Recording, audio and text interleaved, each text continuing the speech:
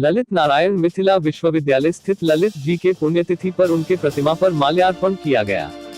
ललित नारायण मिथिला विश्वविद्यालय स्थित ललित जी के पुण्यतिथि पर उनके प्रतिमा पर कुलपति के द्वारा माल्यार्पण किया गया।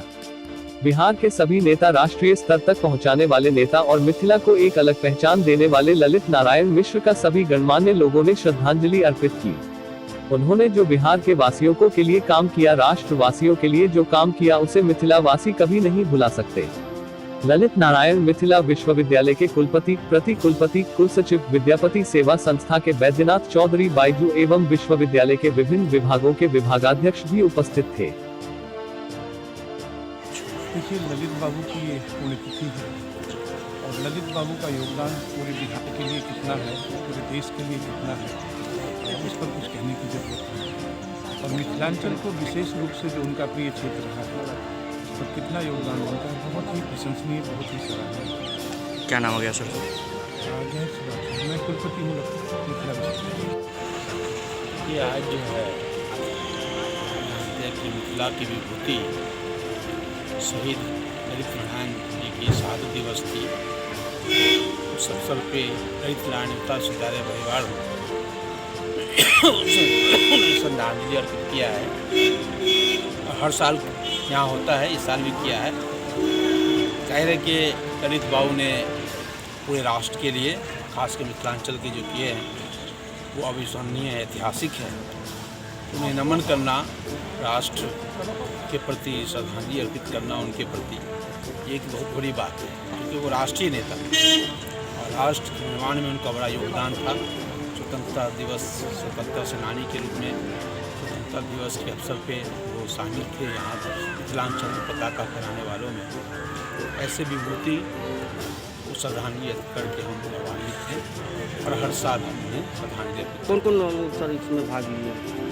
माननीय कुलपति प्रोफेसर एस.के. सिंह साहब, प्रति कुलपति महोदया प्रोफेसर टॉरी सिंह साहब, मैं था और सब सभी अध्यक्ष सभी। Thank you.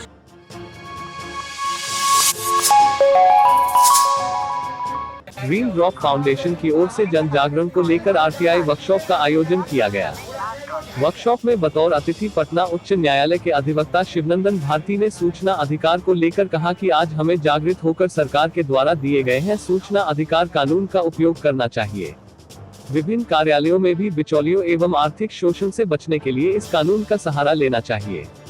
RTI active Mohammad Rizwan ने कहा, सूचना अधिकार कानून पर विस्तार से प्रकाश डालते हुए कहा कि यह कानून अब स्वयं तक कानून बन गया है। सूचना के लिए आवेदन करना आसान है, किंतु इस अधिकार से सूचना अंतिम रूप से प्राप्त करने के लिए आवेदन पत्रकर्ता को चयन की जरूरत होगी। लगभग 98% आवेदन को विभाग द्वारा खारिज कर दिया जाता है। उन्होंने लोक शिकायत भी नियम के संबंध में भी जानकारी दिए। आज इस अधिकार की हमें जरूरत है।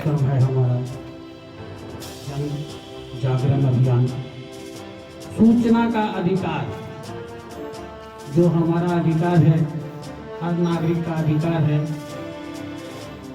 इस देश के हर नागरिक का अधिकार है सूचना का अधिकार। इस पर हमारी संस्था ग्रीन रॉक फाउंडेशन के माध्यम से आज एक जन जागरण अभियान का आगाज किया गया है। हमारे इस कार्यक्रम के अतिथि हैं श्री शिवनंदन भारती जी, जिनको अभी माला पाना का स्वागत करेंगे हमारे संस्था के वरिष्ठ। एक गंभीर नेचर का, आपको बोलचाल की भाषा में एक गंभीर होता है, एक साधारण किस्म का अपराध होता है। अब साधारण में समझिए कि किसी पर आपने थूक फेंकी, अपराध तो आपको नहीं करना, थूक फेंकी, किसी को आपने गाली दे दिया, साधारण किस्म का अपराध। लेकिन किसी को आपने चाकू मार दिया, गोली मार दिया, सीरियस नेचर का होता है। और ये जो थाना जो बना हुआ है, जिस तरीके से हॉस्पिटल में जाते हैं तो एक इमरजेंसी होता है, एक ओपीडी, तो जो पेशेंट को बहुत ज़्यादा दिक्कत है उसके लिए 24 घंटा खुला हो गया, इमरजेंसी में आप कभी भी जाइए, आपका भर्ती हो जाएगा। तो थाना जो है वो आपके इमरजेंसी यानी कि गंभीर नेचर का अपराध का जब उसको जानकारी मिलेगी तो उस पर तुरंत उसको एक्शन लेने के लिए थाना बैठा। का मुख्य उद्देश्य क्या है? ग्रीन रॉक फाउंडेशन के द्वारा सूचना अधिकार को लेकर जन जागरण अभियान का एक कार्यक्रम रखा गया है। और इस कार्यक्रम के तहत चूँकि हमारे समाज में बहुत सारे लोग ऐसे हैं जो विभिन्न प्रशासनिक या फिर राजनीतिक जो कार्यक्रम होता है और वहाँ जब किसी कार्यालय वगैरह में जाते हैं तो उनको सही सूचना नहीं प्राप्त हो पाता है। और यह सूचना का अधिकार जब से हमारे देश में लागू हुआ है, जब हमारे लोकतंत्र में जो सूचना का अधिकार लेने का अधिकार प्राप्त हुआ, फिर भी आज के समाज में हमारे युवा वर्ग से लेकर के बड़े बड़े लोग जो वो उस अधिकार से आज भी वंचित रह रहे हैं। तो यह इस कार्यक्रम के माध्यम से हम यह बताना चाहते हैं, हम लोगों में यह जागरूकता लाना चाहते हैं कि सूचना का अधिकार जो सरकार के द्वारा हमें प्राप्त हुई है, इसे हम किस प्रकार प्राप्त करेंगे और इस अधिकार से हम किसी कार्यालय से कैसे किसी सूचना को प्राप्त करके हम अपने काम को सुलभ कर सकते हैं। कौन कौन लोग भाग लिए इस कार्यक्रम में? इस कार्यक्रम में भाग लेने के लिए पटना उच्च न्यायालय से शिवनंदन भारती जी आए हैं, अधिवक्ता हैं, और सोशल एक्टिविस्ट हैं मोहम्मद रिजवान जी, और मैं हूँ डॉक्टर संदीप। कहाँ पर कार्यक्रम हो रही है? ये कार्यक्रम अभी आज दरभंगा में वो क्या कहते हैं दीदी पोखर के नज़दीक में ये आयोजित है।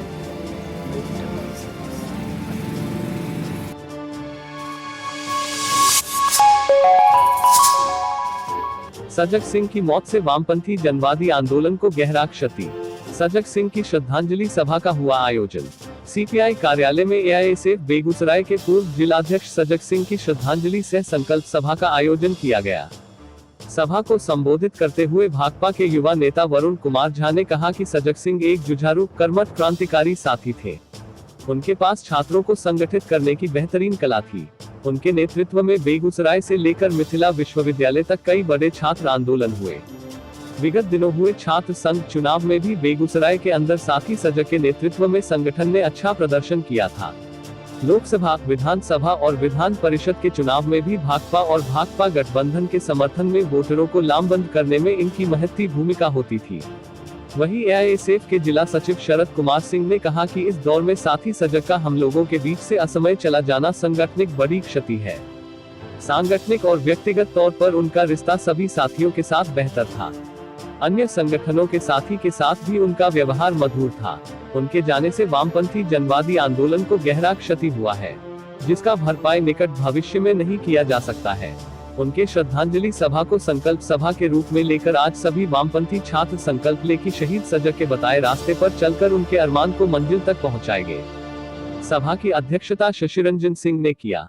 ज्ञात हो कि सजग सिंह की मौत 24 दिसंबर को बेगूसराय में सड़क दुर्घटना में हो गई थी।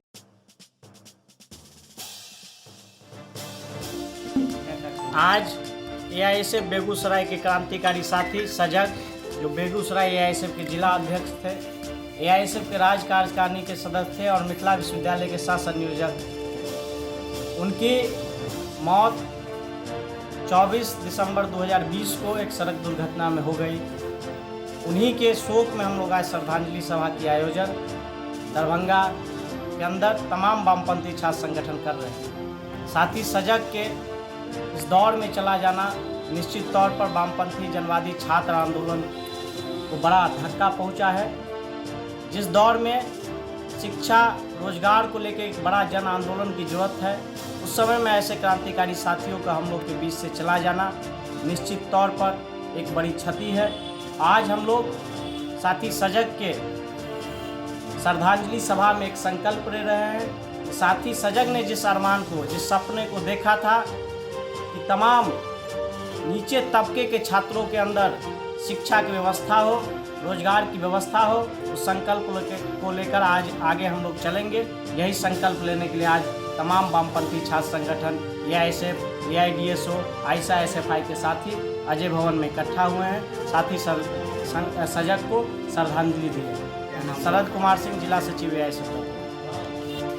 आज एआईएसएफ का बेगूसराय जिला अध्यक्ष साथी सजग सिंह की श्रद्धांजलि सभा में हम लोग उपस्थित हैं।